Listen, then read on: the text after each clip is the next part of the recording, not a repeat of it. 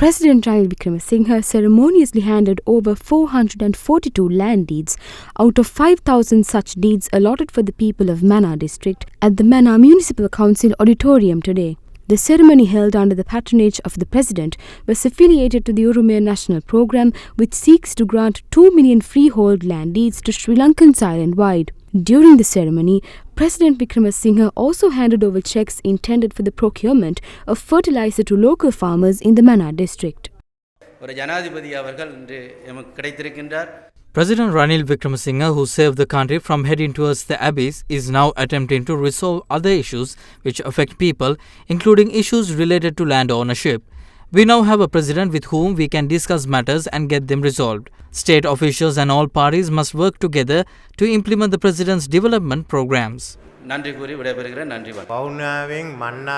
from Vaunia and Mannar have settled here. They came here with nothing but a permit, but they will leave here with land deeds which empower them to use their land as they see fit. It is the general public who suffered the most during the COVID-19 pandemic, as well as when the economy collapsed. In general, their rights and properties deteriorated. That is why I thought to distribute the various benefits experienced by the country, which is gradually moving out of bankruptcy. No other nation in the Asian region other than Japan and Korea have awarded land deeds like us. We will also transfer property rights of housing units to 250,000 low-income earners who currently reside in housing complexes in the Western Province. The general public suffered, and now we are working to provide relief as much as we can. Safeguard the land rights that you have been granted. Do not sell it off. Make use of the land to develop further.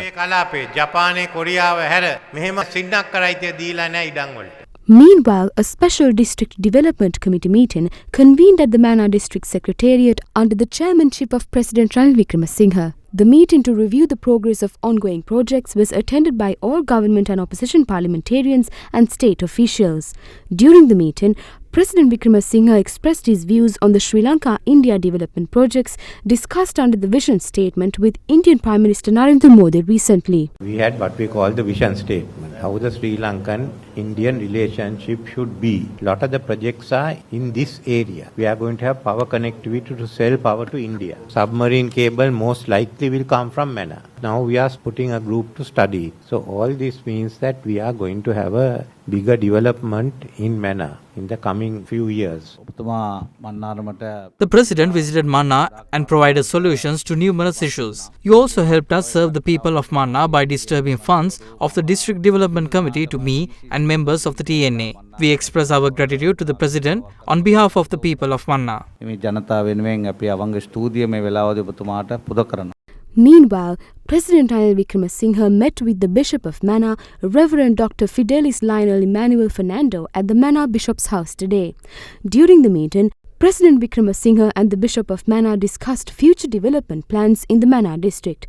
The Bishop of Mannar also commented on President Wickremesinghe's economic reforms aimed at overcoming the financial crisis. Key topics during the discussion included the development of Point Pedro and Mullaitivu as renewable energy hubs in an environmental friendly manner. President Wickremesinghe meanwhile mentioned that a pre-feasibility study for a land connection between India and Sri Lanka has been completed, adding that a full feasibility study will be conducted in the near future.